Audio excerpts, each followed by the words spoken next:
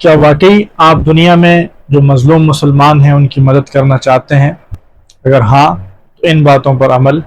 کرنا انتہائی ضروری ہے۔ حدیث مبارکہ تو آپ نے کئی مرتبہ سماعت کی ہوگی کہ جس میں نبی کریم صلی اللہ علیہ وسلم نے بیان فرمایا کہ مسلمانوں کی مثال ایک جسم کی طرح ہے کہ جس عضو میں بھی اگر درد یا تکلیف محسوس ہو تو پورا جسم اس تکلیف کو محسوس کرتا ہے اور اس کے نتیجے میں نیند اڑ جاتی ہے اور بیمار ہو جاتا ہے پورا کا پورا جسم کسی ایک عضو کی تکلیف کی وجہ سے۔ اب اس میں ایک اہم چیز جو ہمیں پتہ چلتی ہے وہ احساس ہے۔ سب سے پہلی بات احساس ہے کہ انسان کے اندر، بالخصوص مسلمان کے اندر، یہ احساس ہو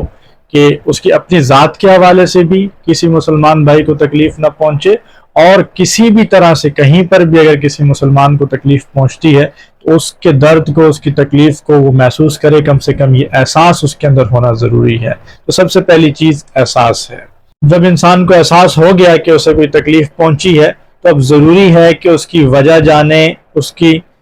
تشخیص کرے کہ آیا وہ کیا ایسی غلطی یا بد پرہیزی ہوئی ہے جس کی وجہ سے کوئی عضو متاثر ہوا ہے اور جس کی وجہ سے پھر یہ ساری تکلیف کا معاملہ ہے۔ اگر خود کر سکتا ہے تو خود کرے، ورنہ کسی معالج کے پاس جائے اور اس سے صحیح اس کی تشخیص کروائے کہ اصل معاملہ کیا ہے اور اس کا اصل وجہ کیا ہے، اور اس تشخیص کے بعد اگر ہمارا اللہ اس کے علاج کا ہوتا ہے، یقیناً وہ علاج کوئی ماہر ہی تجویز کر سکتا ہے، بتا سکتا ہے،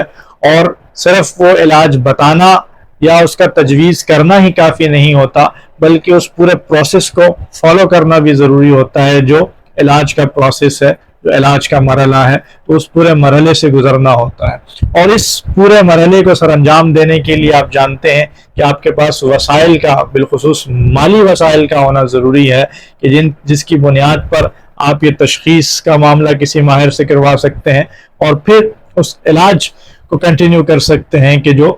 اس درد یا تکلیف کو دور کرنے کا سبب بنے گا۔ تو بنیادی طور پر یہ چیزیں ضروری ہیں، اور اسی دوران اس کے اندر ان تمام چیزوں سے احتیاط بھی کرنی ہوتی ہے، پرہیز بھی کرنا ہوتا ہے کہ جس کے نتیجے میں یہ معاملہ مزید بڑھ سکتا ہے، اس کے اندر مزید پیچیدگی پیدا ہو سکتی ہے، تو اس سے بچنا بھی ضروری ہوتا ہے۔ تو ان تمام اسٹیپس کو فالو کر کے ہی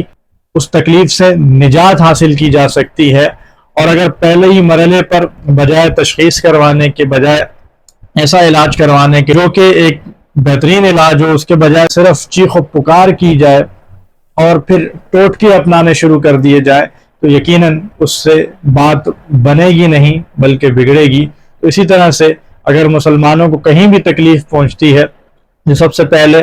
اس کا احساس ہمارے اندر پیدا ہونا ضروری ہے، اس کے بعد ہمیں اس کی تشخیص بھی کرنی چاہیے، اور جو اہل علم ہے وہ اس کی صحیح معنوں میں تشخیص بھی کر کے بتائیں کیا ہے، وجوہات کیا ہیں، مسائل کیا ہیں، اور پھر حل کی طرف جائیں۔ حل بھی ایسا کہ جو صرف محدود دنوں کے لیے نہ ہو، صرف جذبات پر مشتمل نہ ہو، بلکہ وہ ایک قابل عمل اور ایک لانگ ٹرم